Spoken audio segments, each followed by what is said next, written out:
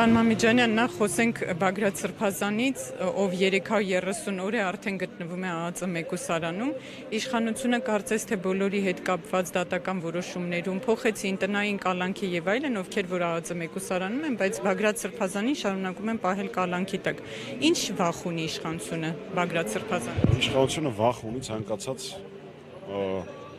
այլ կերպ մտածող հայրենասերից։ Ես չեմ ուզում այդ հարցին ուղիղ պատասխանել, որովհետև ես համարում եմ ցանկացած մարդ, ով ապօրինի թեկուզ 1 ժամով ազատությունից զրկվել է, այդ համեմատությունը ես չեմ ուզում ուղղակի մտնեմ։ Յուրաքանչյուր քաղբանտարկյալ, այսօր Սրբազան հոր ծննդյան օրն է, առաջին հերթին ինքը, իրենց ամենօրյա բանտախցում մնալով պայքարում են։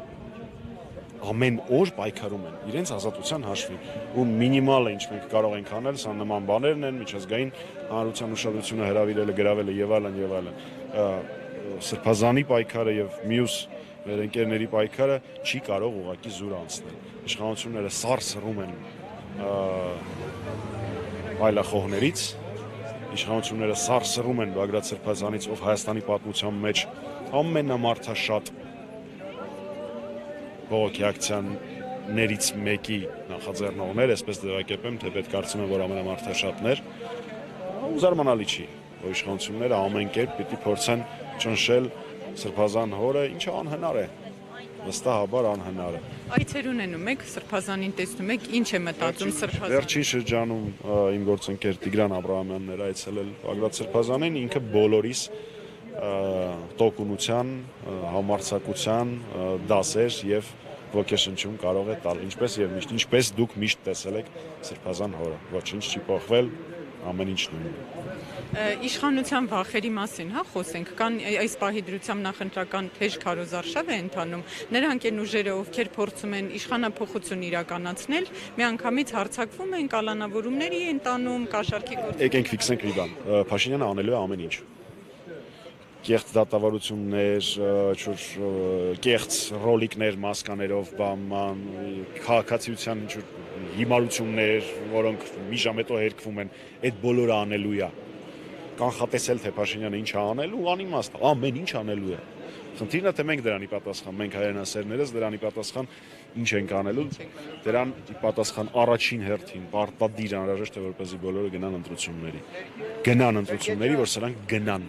Որովհետև Փաշինյանը ունի ֆիքս քանակությամբ ձայն, ինչքան շատ լինի Յավկան, այսինքն մասնակցություն ընտրությունների, այդ ֆիքս քանակը այդքան փոքր տեսակարարակը շիրք կազմի։ Երկրորդ քայլը ամեն դեպքում ես կոչ եմ անում քվեարկել անցնելու բարձր հավանականություն ունեցող իրական ընդդիմադիր ուժերից որևէ մեկին փոշիացումից խուսափելու համար։ Սա էլ երկրորդ կետը։ Եվ երրորդ, պատրաստ լինել ամեն ինչի, օրենքով թույլատրված, օրենքով չարգելված ցանկացած միջոցով սեփական ձայնը, սեփական որոշումը մեր ժողովուրդը պետք է տեր կանգնի, որովհետև Փաշինյանը ամեն ինչ անելու է իշխանությունը պահելու համար։ Այդտեղ որևէ կարծիք, երկրորդ կարծիք լինել չի կարող։ Այս բոլոր ֆեյքային արշավները Փաշինյանի այդ հիստերիկ նոպաները բոլորը մի բացատրություն ունեն, ինքը վախենում է։ Այ դուք հարցնում եք իշխանության վախերի դեպքը, այդ է, այն կադրը, որ կա, որ ինքս ձեռքով գոռում է, հայ տիկնոջ վրա ձեռքից քաշում է, այդ դա իշխանության վախերի դեմքն են, ինչքան շատ վախենան, ինչքան շատ ցույց տան իրենց այդ վախը, այնքան ավելի լավ հույս ունեմ, որ մարդիկ, որոնք դեռ խաբված են Փաշինյանի կողմից, այդ իր իրական դեմքը տեսնելով եւս մեկ անգամ կմտածեն, արժի արդյոք պետություն ունենալ չունենալու մեջ ընտրել չունենալը, իսկ Փաշինյանին ընտրել նշանակում է ընտրել պետություն չունենալ։ Պարոն Մամիջանյան, իրենք միշտ նշում են Նիկոլ Փաշինյանն, եթե ժողովուրդը որոշի, ինքը կգնա։ Օրինակ, քարոզարշավի ընթացքում ուժերը ճիշտ ձևով են շփվում ժողովրդի հետ բացատրելու համար, որ Ներողություն եմ խնդրում, ես իմ գործընկերների ճիշտ կամ սխալ գործողությունների հետ կապված երբ որ կարծիք եմ ունենում, հեռախոսը վերցնում եմ զարգում եմ, չեմ ուզում եթերով դա իրենց ասել, որևէ նման խնդիր չկա, բայց կա մի շատ պարզ բան, նույնիսկ այդ ասացի մեջ։ Հիշում եք, Փաշինյանը մի անգամ ասաց, եթե ժողովուրդը որոշի, ես կկանգնեմ գնդակահարության պատի տակ։ Փաշինյանը երևակայում է, որ անգամ իր գնդակահարությունը լինելու է իր օրակարգով։ Չէ, դա լինելու է ժողովրդի օրակարգով, ինքը իր պատիժը կրելու է այն ամենի համար, ինչ ինքը արել է մեր բոլորիս որպես անհատ, ու մեզանից բոլորի հանդեպ որպես ամբողջություն, որպես հայրենիք, որպես պետություն, որպես հայեր։